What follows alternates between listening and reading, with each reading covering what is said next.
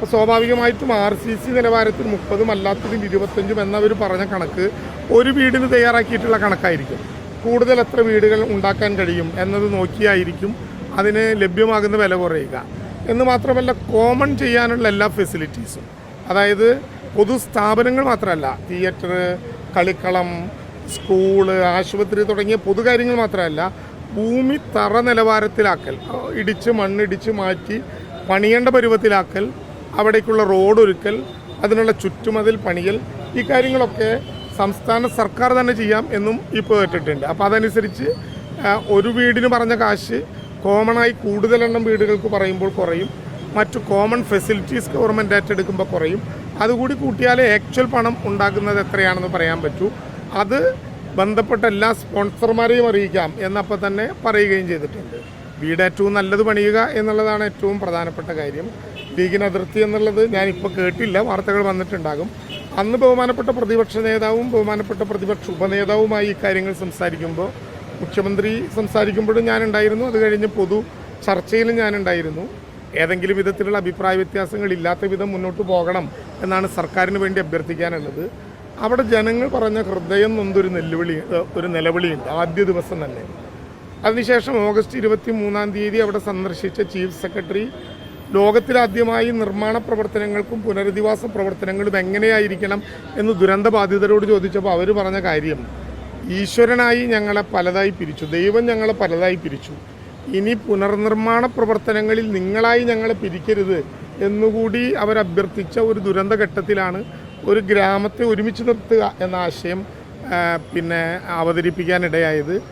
ഇത് പരിശോധിക്കാനുള്ള കമ്മിറ്റിയുണ്ട്, ഇതിന് ഉപദേശക സമിതി, പ്രതിപക്ഷ നേതാവ് ഉൾപ്പെടെയുള്ളവരാണ്.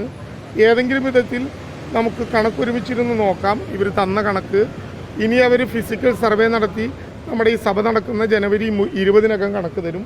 ആ കണക്ക് നമുക്ക് ഒരുമിച്ച് നോക്കാം. കോമണായി കുറച്ച് കാര്യങ്ങൾ, അതായത് മെറ്റീരിയൽസ് കുറച്ച് ലഭ്യമാകുമോ എന്ന കാര്യം സർക്കാർ നോക്കുന്നുണ്ട്. ചിലതെല്ലാം അതിൽ നൽകാമെന്ന് പറഞ്ഞിട്ടുണ്ട്. അങ്ങനെ വന്നാൽ ആ പണവും കുറയും. ഒരു സ്പോൺസറെ ഏറ്റവും കുറഞ്ഞ ബാധ്യത ഏൽപ്പിക്കുക എന്നുള്ളതാണ് സർക്കാർ കരുതിയിട്ടുള്ളത്. ബാക്കിയെല്ലാം മെറ്റീരിയലായ കാര്യമാണ്. അതിൻ്റെ പേരിൽ ഒരു പൊതുവായ ആശയത്തെ മാറാൻ ഇടവരുത്തരുത് എന്നാണ് അഭ്യർത്ഥന. ലീഗ് അങ്ങനെ ചെയ്യുമെന്ന് ഞാൻ കരുതുന്നില്ല. കാരണം അങ്ങനെ ആരെങ്കിലും അഭിപ്രായം പറഞ്ഞിട്ടുണ്ടെങ്കിൽ തന്നെ കോട്ടായ പരിശോധനയ്ക്ക് വിധേയമാക്കിയാൽ നമുക്ക് ഏറ്റവും കുറഞ്ഞ നിലവിൽ ഒരുമിച്ച് ഏറ്റവും നല്ല ആശയത്തിൽ നിർമ്മിക്കാം. അതൊരു ടൗൺഷിപ്പ് എന്നുള്ളത് ലോകത്തിന് മുമ്പാകെ കേരളം അവതരിപ്പിക്കുന്ന ഒരു പുതിയ സാധ്യതയാണ്. ഇതുവരെ ഇല്ലാത്തതുപോലെ ലോകത്തിൻ്റെ മുമ്പിൽ കേരളം അവതരിപ്പിക്കുന്ന ഒരു പുനർനിർമ്മാണ മാതൃക, കേരള മോഡലിൽ ഒരുമിച്ച് നിൽക്കുകയാണ് നല്ലത്, മാറിപ്പോകരുത് എന്നാണ് സർക്കാരിൻ്റെ അഭ്യർത്ഥന.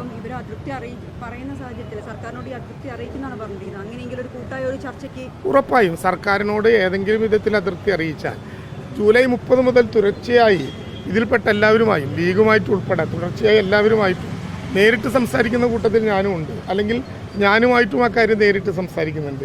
ബഹുമാനപ്പെട്ട മുഖ്യമന്ത്രിയോടോ സർക്കാരിനോടോ നേരിട്ട് അറിയിച്ചാൽ ഇതിൻ്റെ കാര്യങ്ങൾ അവരെ ബോധ്യപ്പെടുത്തും, കാര്യങ്ങൾ അവരോട് കൃത്യതയോടെ പറയും.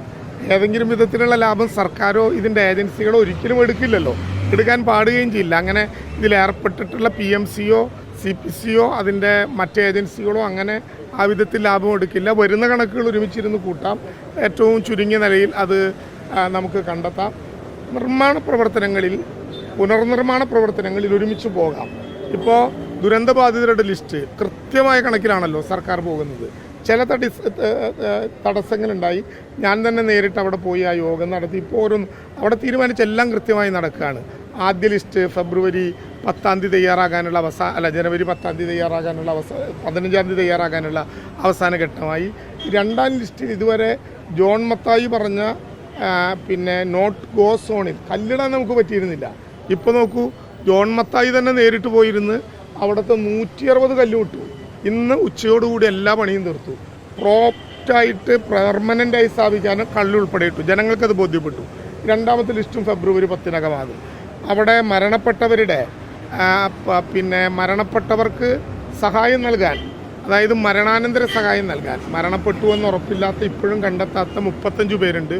അവർക്കിനി സഹായം നൽകാൻ 7 കൊല്ലം എന്ന സിവിൽ ഡെത്തിൻ്റെ കാലാവധി കാത്തിരിക്കേണ്ടി വരുമെന്ന് പ്രചരിച്ചവരുണ്ട്. എന്താണ് സ്ഥിതി? ജനുവരി 30 മരണാനന്തര സഹായം കാണാതായവർക്ക് കൂടി മരണപ്പെട്ടു എന്ന് കരുതി നൽകാൻ ആവശ്യമായിട്ടുള്ള നടപടിയിലേക്ക് സർക്കാർ പോയി. ഒന്നിനും കാലതാമസമില്ല, ഏറ്റവും പെട്ടെന്ന് ചെയ്യാം. പക്ഷെ നമ്മളൊരു മനസ്സാകണം, കേന്ദ്രം നമ്മളെ ഒറ്റപ്പെടുത്താൻ വളരെ ബോധപൂർവം കേരളത്തെ പോലെ ഒരു സംസ്ഥാനത്ത് ഇത്രയേറെ മനുഷ്യരുടെ മരണം ഉറപ്പിക്കപ്പെട്ട ഒരു ഘട്ടത്തിൽ ഒരു രൂപ പോലും കേരളത്തിന് തരാതെ കാലങ്ങളായി അപമാനിക്കുന്ന പ്രത്യേകമായൊരു ഘട്ടത്തിൽ മലയാളിക്ക് ഒരുമിച്ച് നിൽക്കണം, ഇവിടെയുള്ള എല്ലാ രാഷ്ട്രീയ പാർട്ടികൾക്കും ഒരുമിച്ച് നിൽക്കണം. അതിലേതെങ്കിലും വിധത്തിലുള്ള ചെറിയ കാശ് കണക്ക് കൂട്ടുന്നതിൻ്റെ പേരിലൊക്കെയുള്ള ചെറിയ ധാരണകളുണ്ടെങ്കിൽ അവർ പറയട്ടെ, നമുക്കത് ചർച്ച ചെയ്യാം. ഒരു മനസ്സായി സർക്കാർ മുന്നോട്ട് പോകും.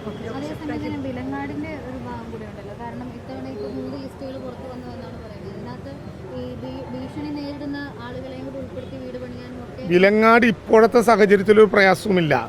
ആദ്യം 30 വീടുകളാണ് ആ വൃത്തത്തിൽ കണ്ടെത്തിയിരുന്നത്. പിന്നീട് ഭീഷണി കൂടിയുള്ള 62 വീട് കൂടി കണ്ടെത്തി. അങ്ങനെ 92 പേരുടെ ലിസ്റ്റായി. ഞാൻ പറഞ്ഞത് കൃത്യമായി നിങ്ങൾ മനസ്സിലാക്കുന്നു. ജൂലൈ 30-ന് ആദ്യഘട്ടത്തിൽ മാറ്റിപ്പാർപ്പിച്ചവർ 30 കുടുംബങ്ങളാണ്. അതിനുശേഷം പിന്നെയും ഒരു മഴയുണ്ടായി.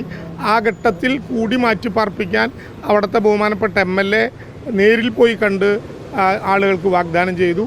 ഞാൻ അധ്യക്ഷനായ ഒരു കമ്മിറ്റി അത് പരിശോധിച്ചു. ചീഫ് സെക്രട്ടറിയും MLAയും 2 മന്ത്രിമാരും പങ്കെടുത്ത യോഗം പരിശോധിച്ച് അതിൻ്റെ ഉപഭോക്താക്കളുടെ അല്ലെങ്കിൽ ഗുണഭോക്താക്കളുടെ പട്ടിക അഥവാ ദുരന്തബാധിതരുടെ പട്ടിക 92 പ്രഖ്യാപിച്ചു. അത് കളക്ടർ അനൗൺസ് ചെയ്തു. ആ 92 പേർക്കും 6000 രൂപ വീതം മാസം നൽകാനുള്ള സൗകര്യങ്ങളുണ്ടാക്കി. ആ 92 പേർക്കും സർക്കാർ നൽകാം എന്ന് പറഞ്ഞ പുനരധിവാസ പാക്കേജായിട്ടുള്ള 15 ലക്ഷം രൂപ ലഭ്യമാക്കും.